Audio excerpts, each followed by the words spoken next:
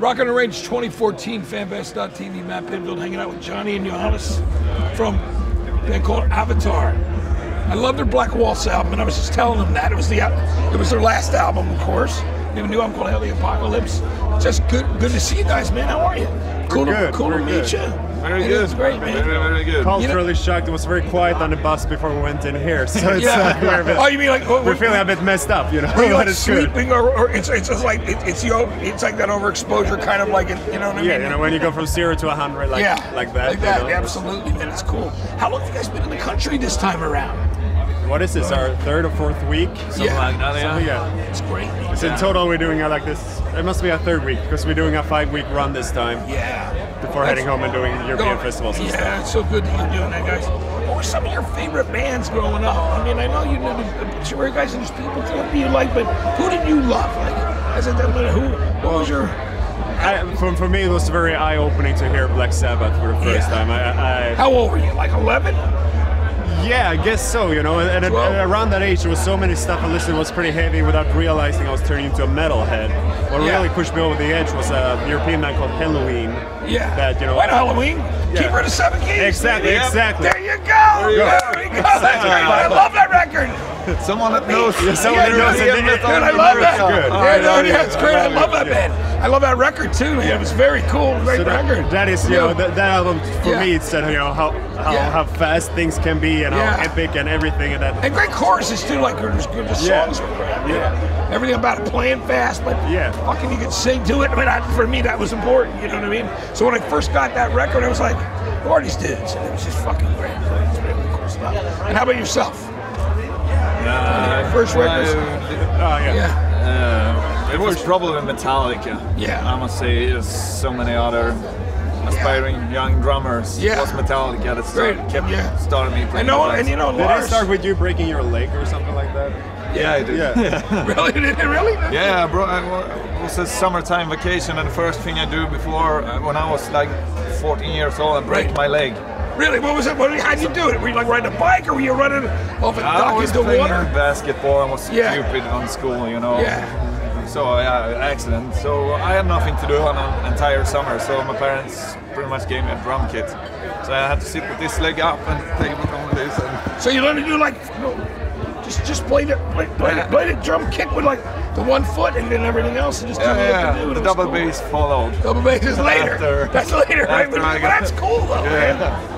Which album was it?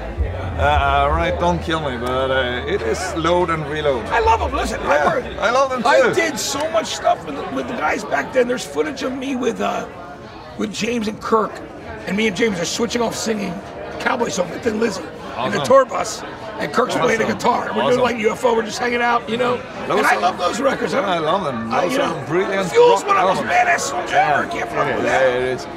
You know, when people were like, anybody who gave shit about that, I'm like, guys, let a band. That's what I love about those guys. Never afraid to take a chance at anything they did. No. And they're that's something great guys. I love them to death. As people too, when I'm becoming friends with them, like, you know, those records are fucking fantastic. I love them all. But it's just so cool that you listen to that. First live show you ever saw? I think it actually must have been AC/DC when I was 14 years old. Which tour? Do you know what it was? The Stiff Upper Lip. Though. Yeah, it's great. And the big football stadium at home in Gothenburg. I think it was my first proper heavier. You know, I went to see that last tour because, you know, didn't get the chance to this time. It was great. I've actually taken Angus aside. We were having dinner, me, him, and Brian, and we were with a bunch of people, and I brought Angus and go, dude, tell me some Bond stories. You know, which was so fucking cool. But I love Brian too, and you know, he does. Last tour they did, he said, for Black Ice, it was the loudest show I've ever been to. And I've been to loud shows, obviously. But it was so loud, and they opened Hell Ain't a Bad Place to Be from Let There Be Rock. You know what I mean? And they killed it. It was so good with Brian singing about stuff. How about your first show? I was probably some young Swedish band. Like that's cool. Gyllene Tider or something. Who was it? Gyllene Tider. Oh yeah, I would never heard of it. The first proper metal show was probably Metallica as well. Yeah, and that's great. Same Swedish big football stadium. It's fantastic. Dude, there's so many beautiful women in Sweden and in your area. It's amazing. I just wanted to say, people are so cool. You know what I mean? They're just nice. But I love that rock is still important to a lot of people there. You know what I mean? It means the world. Still lots of metal being done in written which I love that. It's in our blood. I mean, of course, I just made that comment. I mean, it was a little out of left field about the beautiful women, but there's nothing wrong with that in any way, right? But no, I mean, I'm so psyched. So, Hail the Apocalypse. I mean, how was the recording session for that? I mean, was it great for my record? How long did it take you guys to write the songs for it? When we worked on it? I guess it took us, off and on 2 years. It usually, Was it mostly because of all the live stuff you were doing? Like, and you were kind of working on it? Well, or when you were I don't really know why. It just, whatever we do, it takes 2 years, Yeah. No matter if we tour or don't tour, we need 2 years. Yeah. It seems. There's so much energy into everything we're doing, so... And I mean, you want to make sure it's right. You want to make sure it's right. You feel good. And then, then to represent it forever of what you're doing, you know what I mean? So, and then we recorded during a month. We went to Thailand to do it, actually. Wow. Good food. Yeah. Very good food. And I've not been there. I love Thai food here. I'm just, but here it's a beautiful country. Yeah. It is. And it was a real. Did you rent a place and like set up your own studio, or was there a studio there? It was a studio there for the main part of it. State of the art. I mean, was it? Yeah, state of art. Super high standard. You were like, no, it's not like. Bullet for My Valentine was it in there as well? They did it too. They did it there. And a bunch of other stuff. So it was definitely a real deal, and people there working there were really great. And we did a last-minute decision to record everything live this time. That's super cool. That was super cool.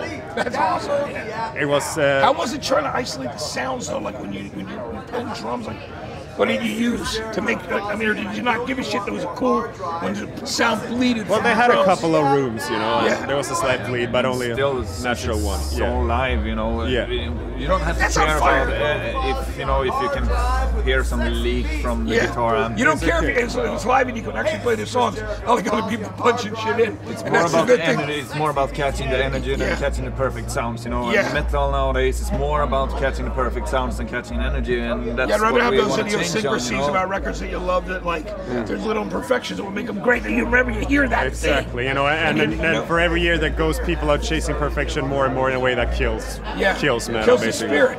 And it took us and it took us way too long to realize this as well, but now we're there, and I don't think we will ever we won't stop tracking on record. And the boys are here today too, which is great.